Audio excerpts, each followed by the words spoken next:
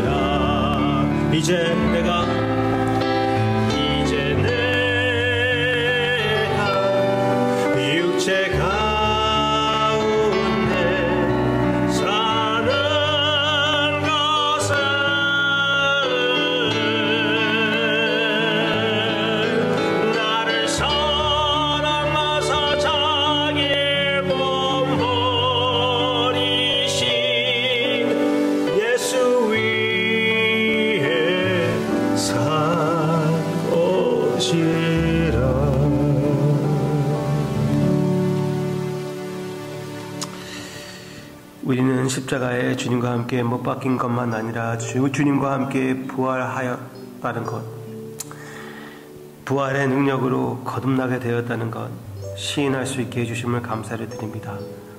십자가는 결국 절망의 날이 아니고 부활의 날을 의미한다는 것을 우리가 확실히 믿고 기쁜 마음으로 주님의 고난에 동참할 때 주님께서 모든 영광을 받아주시고 주님께서 함께 하시는 것을 사랑하는 성도님들과 저도 우리 모두 다 함께 체험하게 해주세요. 예수님의 이름으로 기도합니다. 아멘. 제가 어저께 복음서들은 다 주님의 고난주를 많이 묵상하게끔 해준다고 얘기했습니다. 고난주, 종려주일과 부활주일 그 사이의 시간 대하여 아주 큰 분량을 채운다고 말씀드렸습니다. 그러면은 예수님이 그 공사역 가운데 그때에 무엇을 했을까요? 우리 주님은 선생이십니다. 그래서 그 시간을 사용하여 가르치셨습니다. 가르치시는 주님의 모습을 우리가 보게 됩니다. 누가복음 21장 37절 예수께서 낮에는 성전에서 가르치시고, 네? 예수님께서 그 고난주 때에 그 성전에 들어가서 성전을 깨끗하게 해주시고 그 많은 그 장사꾼들을 쫓아내버리고 그 공간에서 많은 무리를 가르치셨습니다. 가르쳐 주셨습니다. 그 가르침을 우리가 오늘 생각해 보고 싶습니다. 주님께서 가르쳐 주신 것들 그 중에 물론 예수님께서 몇 가지를 볼 수가 있습니다. 물론 예수님께서 예수님을 대적하는 자들을 답변하시면서 그들을 대하시면서 하나님의 마음을 보여주셨습니다. 어저께 우리가 그것을 생각하지 않았습니까? 너무나 귀한 주님의 마음이 아닙니까? 여러분과 제가 나를 죽일 사람들이 나한테 질문을 하고 나를 찾아오면은 완전히 외면하지 않았을 것을 아닙니까? 완전히 업신여겼을 거예요. 저 같았다면은 업신여겨버리고 진짜 이 말씀을 받아들이고 세상을 변화시킬 제자들에게 포커스를 둬야죠. 예수님은 그렇지 않습니다. 원수들을 끝까지 사랑하시는 우리 주님의 마음을 보여주고 있고, 복음서 전체를 보면은 그들 가운데에서도 예수님을 외면하는 바리새인들 가운데에서도 예수님을 믿었던 자들이, 아직까지 결정하지 못했지만 예수님의 그 말씀을 듣고 받아들이는 자들이 있었다고 봅니다. 저는 그렇게 임프레션을 받아요. Anyway, 대적하는 자들, 그들과 대하는 우리 주님을 보게 되고요. 거기에서 가르침이 있고, 그리고 목요일 밤, 즉 예수님께서 배신을 당하시는 그날 저녁에 제자들과 함께 그 친밀한 시간을 보내주시며 그들에게 귀한 교훈을 주시는 것을 보게 됩니다. 그는 내일 조금 더 생각해 볼게요. 오늘 주님께서 성전에서 가르치실 때 어떤 것들을, 어떤 내용을 가지고 주님께서 그들에게 가르쳤을까요? 가르쳐 주셨을까요? 그 내용은 종말에 대해서 말씀하셨습니다. 즉 예수님의 초림 그리고 예수님의 재림 사이에 기간대하여 주님께서 말씀하셨습니다. 예수님이 십자가에 돌아가시고 부활하신 후 그 다음에 재림하실 그날, 그 사이에, 즉 우리의 삶 대하여 말씀하셨습니다. 이 시간 대하여 주님께서 예언하셨습니다. 그것을 볼 때 우리가 무엇을 느껴야 되겠습니까? 주님께서 그것을 알고 계셨다는 것이에요. 한꺼번에 주님의 사역이 끝나는 것이 아니라 이 공간이 있을 것이라는 것, 이 시간의 공간이 있을 것이라는 것, 분명히 주님께서 알고 계셨다는 사실입니다.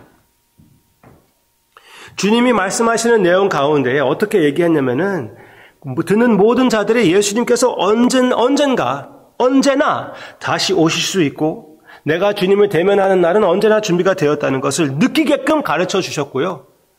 그리고 그 가운데, 그 사이에 우리가 보면은 분명히 주님께서 어느 정도 긴 기간을 생각하고 계신다는 것을 알 수가 있습니다.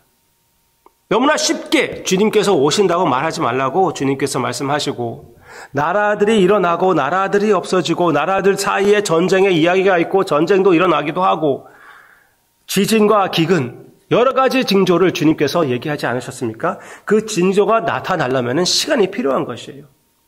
그리고 주님께서 빵 가운데에 있는 그 누룩을 얘기하셨고, 또 겨자씨의 비유도 주지 않으셨습니까? 그게 하나님의 나라 같다고 말씀드렸습니다. 그리고 땅 끝까지 복음이 선포되고 땅 끝까지 핍박, 환난이 있을 것이라고 주님께서 말씀하셨습니다. 이 모든 것은 시간이 필요한 것이에요.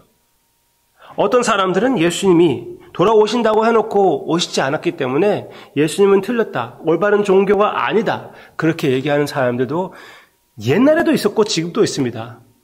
초대교회에서도 그렇게 얘기하는 사람들이 있었습니다. 사도 베드로가 그걸 지적했거든요. 그런데 우리는 그것을 의심할 필요가 없어요. 예수님께서 이미 미리 우리를 생각해 주셨다는 것이에요. 우리를 마음에 두고 이 기간, 이 시간대에서 말씀해 주셨다는 것입니다. 우리를 마음에 두시고 주님께서 2000년 기다려 주셨다는 그 엄청난 사실을 여러분 느끼시기를 바랍니다. 예수님이 100년 전에만 오셨다고 해도 우리는 어떻게 구원을 받을 수가 있었겠습니까? 주님께서 우리를 기다려 주신 것입니다. 얼마나 소중한 주님의 마음입니다. 주님께서는 이미 오래 걸릴 것이라고 확신하시고 우리에게 미리 말씀해 주신 것이에요. 얼마나 귀한 주님의 마음입니까? 보세요. 여기 오늘 읽었던 내용 37절이었지만 그 전에 34절. 너희는 스스로 조심하라. 그렇지 않으면 방탕함과 술 취함과 생활의 염려로 마음이 둔하여지고 뜻밖의 그날이 덫과 같이 너희에게 임하리라. 이 날은 온 지구상에 거하는 모든 사람에게 임하리라. 이러므로 너희는 장차 올 이 모든 일을 능히 피하고 인자 앞에 서도록 항상 기도하며 깨어 있으라 하시니라. 주님께서 분명히 우리에게 어떤 태도를 취해야 되는지 말씀해 주셨습니다. 하나님의 아들, 인자 앞에 설 자들은 어떻게 합니까? 눈을 뜨고 기다립니다. 눈에 불을 켜고, 영어로는 그런 말이 없어요. 어떻게 눈이 불이 있을 수가 있습니까? 그러나 그 마음을 딱 잡아주지 않습니까?